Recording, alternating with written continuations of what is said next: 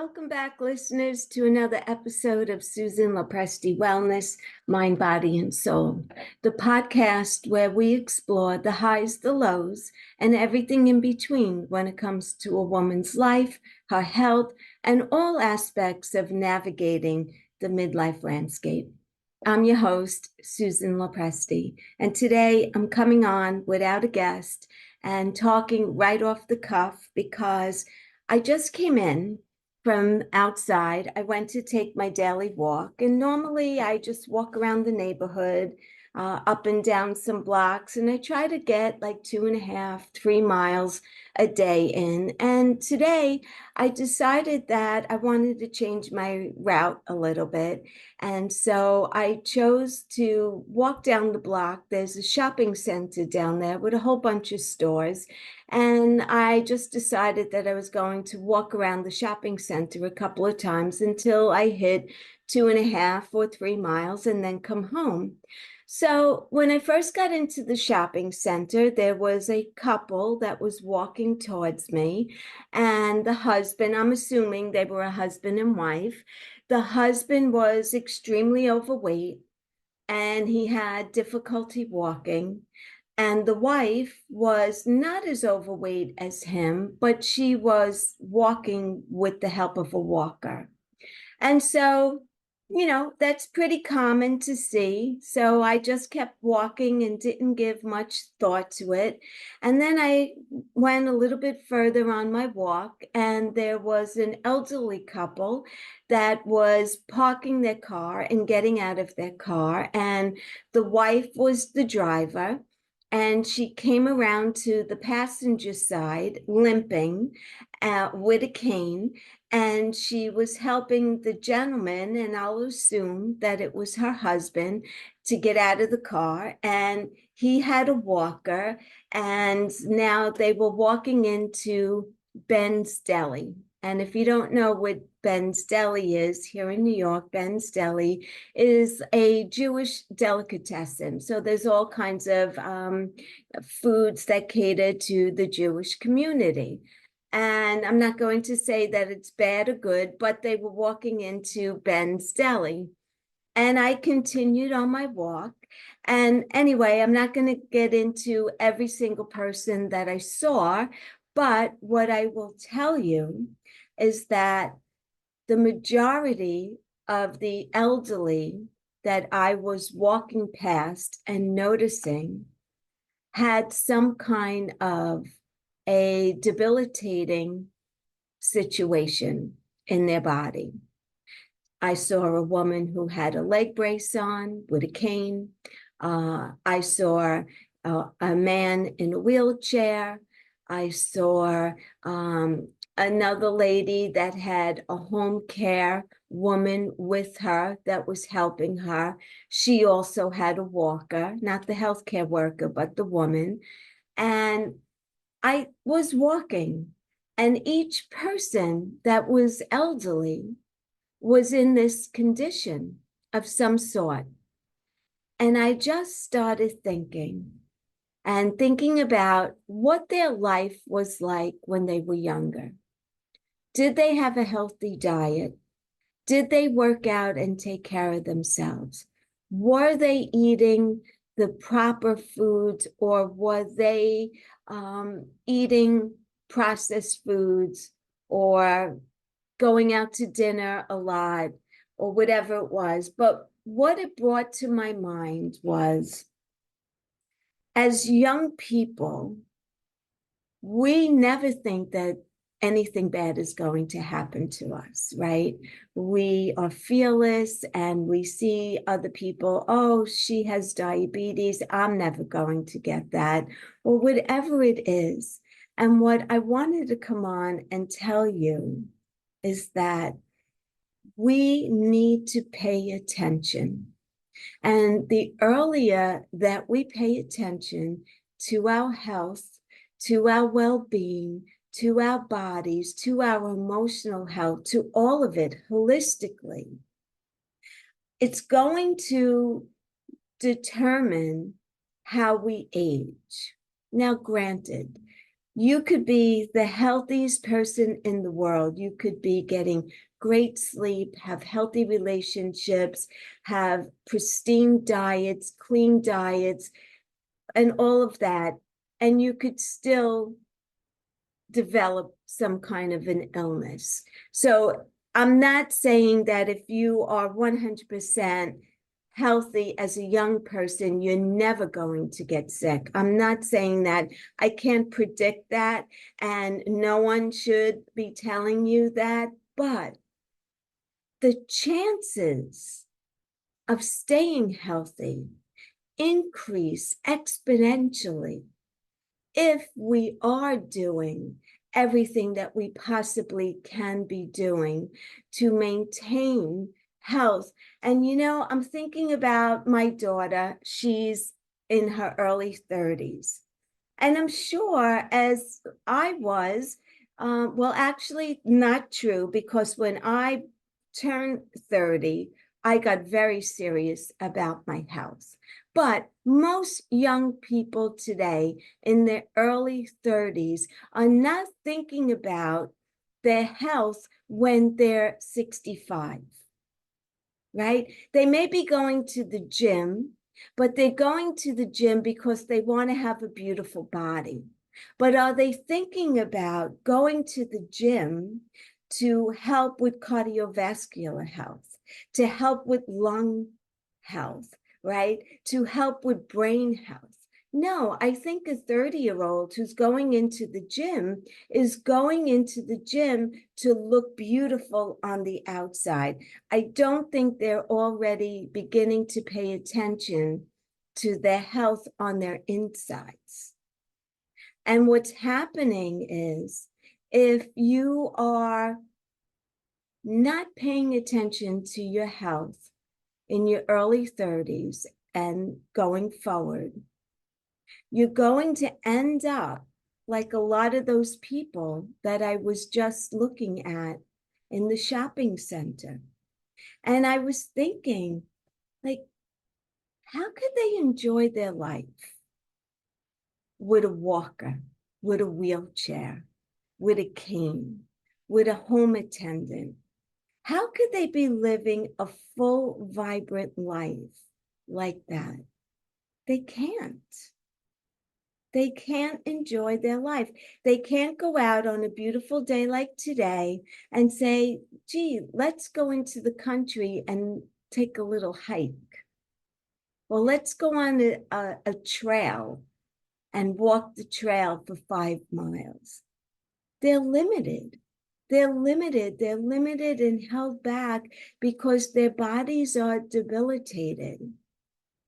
And I honestly believe that this could be avoided, so much so, by eating the proper foods, by going to the gym and working out, taking yoga classes, lifting weights, maintaining muscle mass, right? Once you start losing muscle mass and you become weak, you're not going to be able to do the things that you were able to do when you were younger. But if we start out early and early enough, we can achieve wellness way into our 50s, our 60s, our 70s, our 80s, and even into our 90s. But it's something that you can't work on once a week, or once a week say, I'm going to have a vegetable today or a salad today or anything else like that. And I want to mention something else. When I came out of the shopping center, there's a elementary school. And in front of the elementary school was an ice cream truck. So these children are coming out of the entrance, and he was strategically parked at the door where the children are let out of school.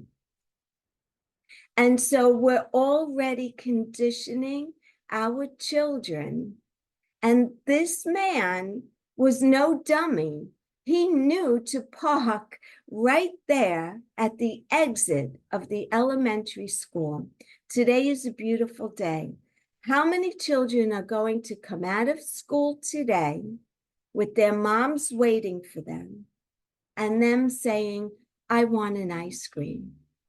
And how many of those moms are going to comply and buy their child an ice cream?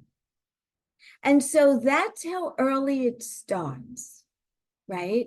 That's how early it starts. And you just continue. And when you're young, you are invincible. And it's never going to happen to you. But it will. It will. So I wanted to come on here today with this short little episode. And usually I air an episode every Tuesday, but today's Friday, and I'm releasing this episode today because I think it's important enough that I want you all to hear this. And while I was walking, I was listening to a podcast episode of the Model Health Show, because I've been listening to his podcast for years already. And he's actually the person who inspired me to start my own podcast, because I valued so many of the guests that he's had on his podcast, and so many times that he spoke about things that truly resonated with me. So I was on my walk listening to his podcast, he had different segments of doctors, and Dr. Amen was one of them. Dr. Daniel Amen was one of them. And they were talking about anxiety. And so one of the guests that was on his podcast was talking about young children having anxiety and how so much of that is related to the foods that young children are eating. So processed foods with chemicals, with dyes, because the thing about children is they're attracted to colors and, all of this fancy stuff that is in boxes, cookies and cakes and cereals. And there's a whole thing going on right now with the food babe, who's trying to get into the doors of Kellogg's because their cereals are loaded with chemicals that are not allowed in European countries. And in European countries, they've changed the ingredients in their cereals, but yet here in America, one of the greatest countries in the world, they are still putting chemicals in foods that we are feeding to our kids on a daily basis. Do you ever wonder why so many kids have ADHD? Why so many kids, young children, are suffering with anxiety and all kinds of mental health issues? Did you ever make that correlation between the food that we're feeding our children that they want, and we just want to appease our kids and we buy what it is that they ask for, like the ice cream truck that was parked outside of the school? We need to do better. We need to do better as a society. We need to do better as parents, and we need to do better as the food companies.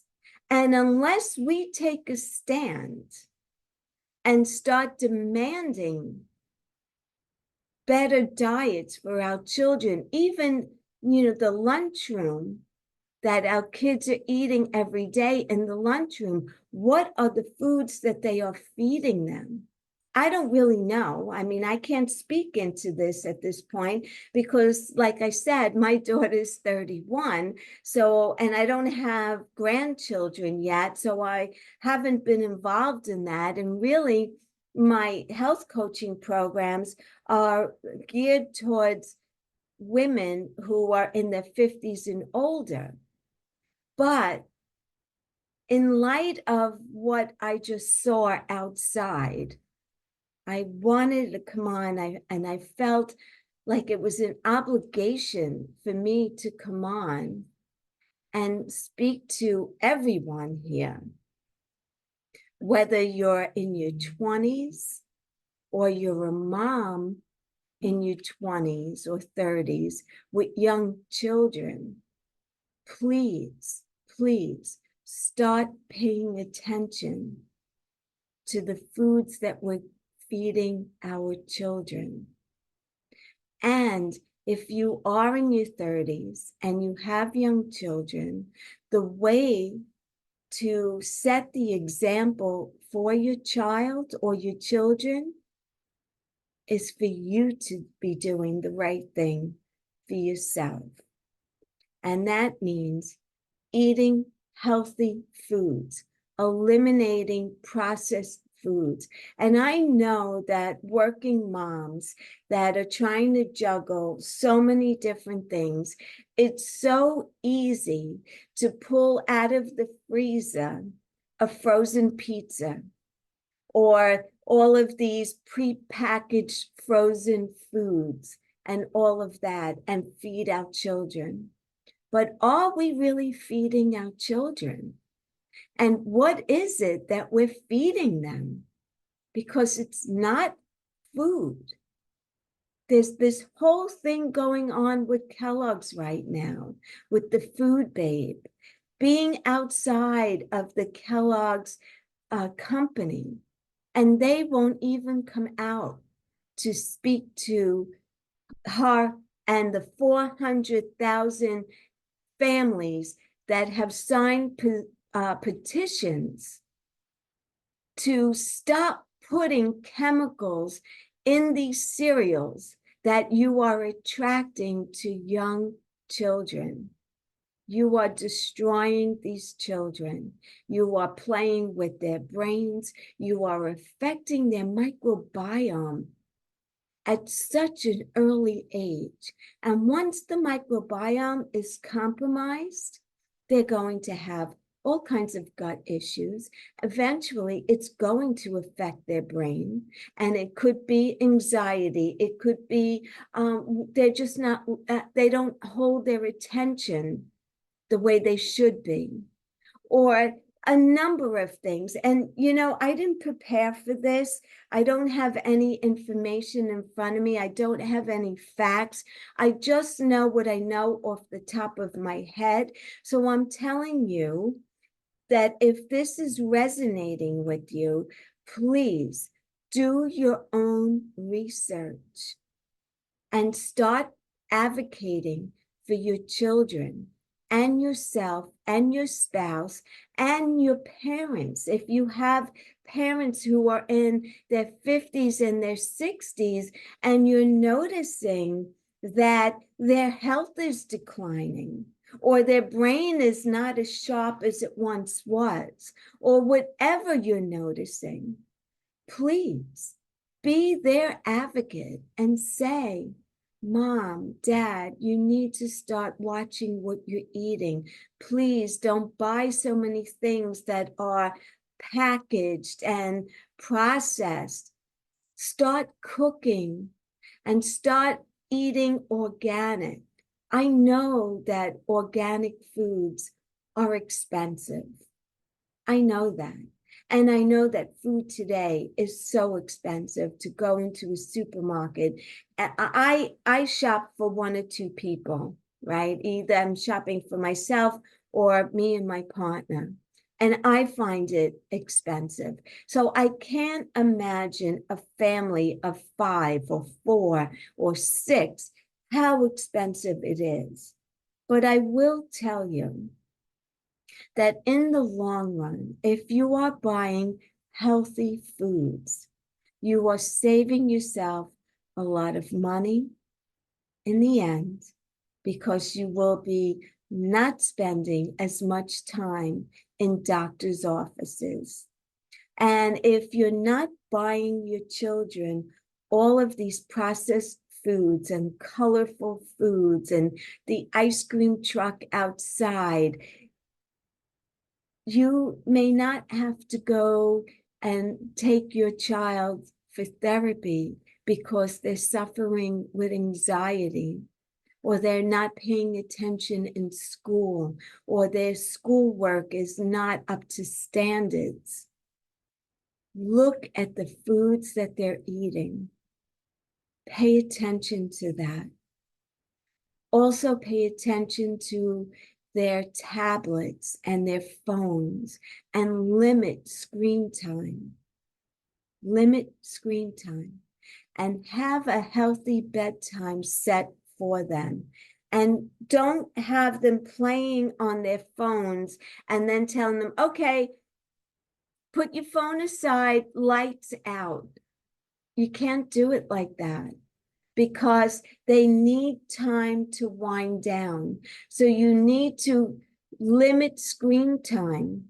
At least an hour and a half before bedtime, they need to not be on their phones, not be on their laptops, not to be on their tablets, and not to be watching television. Make the hour or two before bedtime reading time. If they're very young, you're reading to them. If they're able to read on their own, that's their story time. We need to do better for our children, and we need to do better for ourselves, and we need to do better for our parents, because what's going to happen is you're going to have to start taking care of your parents, because they're going to be on with walkers and canes and wheelchairs and diabetes and cardiovascular disease and Alzheimer's disease and anything and everything else that could go wrong, because we are neglecting our health.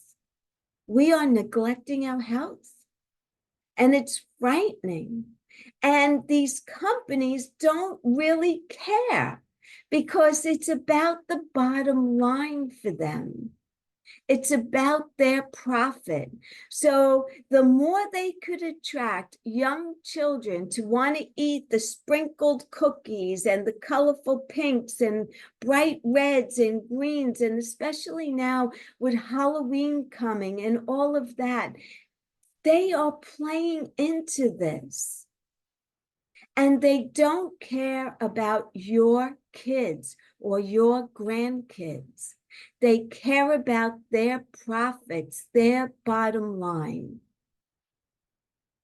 And if we take a stand and stop purchasing from these types of companies that are exploiting and not with the child's best interest at heart, if we stop buying from them, they may start realizing we need to do better.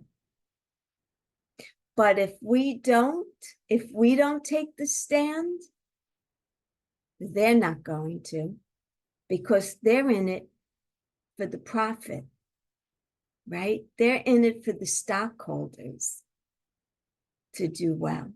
They're not in it for your child to be in school, thriving, and getting hundreds on their test. They don't really care about your child and their anxiety and their illnesses. They don't care. They just care that your child wants those foods. And each time you give in to that, cha-ching for them. Cha-ching for them. And each time your child's health is being compromised. And you know what? This is something that today really opened my eyes. It really did. It opened my eyes. And we need to do better. We do. Because no one else is going to advocate for your parents, for you, your children, or your grandchildren, or their kids. It's a vicious cycle. So I felt compelled to come on here today and talk about this. And I don't know, I may end up taking a whole different direction to a lot of things in my business because of this. Because I could not believe the amount of elderly people, and I'm not saying that they were in their 90s or late 80s. There were people probably the same age as me, and I'm soon to be 65. So maybe they were 65, 70, or 75. But I know that in 10 years, I'll be 75. And I know that in 10 years from now, I don't want a cane. I don't want a walker. I certainly don't want a wheelchair, nor do I want a healthcare worker. And no disrespect for healthcare workers. I think they are wonderful and they're needed. Unfortunately, they're needed a lot today because our elderly are declining at a rapid rate. And it all, or a lot of it, has to do with our food. A lot of it has to do with our sedentary lifestyle. A lot of it has to do with the stresses that we have in life. And let's face it, we all have stress, but there are healthy ways to deal with it. And there are unhealthy ways to deal with it. And doctors are very, very quick to give you a pill. Oh, you feel anxious? Take this. Oh, you don't feel well? Take that. But they don't spend the time with you to talk about, well, what's going on? Why do you feel like this? What could we do to make you feel better? Tell them to go take a walk. Talk about meditating. Meditating is one of the best things that you could do for stress and anxiety. It costs nothing. It's totally free. You could do it anytime, anywhere. You could take a 3-minute break just to close your eyes. Take a few deep breaths and get in touch with yourself and get connected. And you could feel the stress slowly dissipating. But doctors don't talk to you about that because they'll write a prescription for you. And when they write a prescription for you, the drug companies give them a little kickback in some way, right? It's all connected. And a lot of it is criminal, quite honestly. We are poisoning our children. You would not intentionally give your child something bad for them, knowing that this is going to harm them. Maybe not right today, but if you keep giving it to them, it's going to harm them. But yet, we have no problem taking foods off the shelf that our child is in the wagon saying, please, mommy, I want it. And to appease them and to not make a scene in the supermarket and everything else. And because we don't have the time or the patience or the wherewithal to do it, we give in. And we're actually poisoning our children and our grandchildren. Please pay attention. I think I'm going to end on that note. Thank you so much for listening. You know, I really do. I appreciate each and every one of you who comes onto my podcast, who I'm all about wanting women to maintain good health. And now what I'm seeing is that it's never been more important to me than it was today. And I don't know if it was because of the shopping center or maybe other days that I go walking, because I do walk 5 days a week. I don't know if on the other days I'm listening to music and just not aware of my surroundings. But today was an eye-opening experience for me that when I was walking home, I said, I have to go inside. I need to get on and I need to create this episode and release it today. And that's what I did.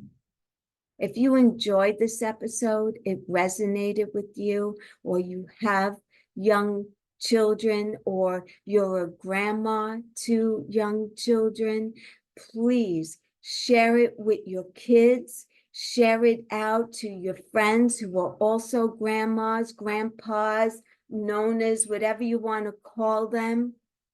But let's get this message out. Let's do better for our children and our grandkids and for ourselves. Please, you don't want to end up with any kind of a chronic illness. I know it could happen to any of us. We could develop cancer. We could be the healthiest person in the world, and all of a sudden we have cancer. Some things are unavoidable, but we can do better to give ourselves better odds, a better chance of living a longer, healthier life. Subscribe to my podcast. Share it out with your friends and your family. And until the next time, be well, stay happy, and bye for now. Take good care, everyone.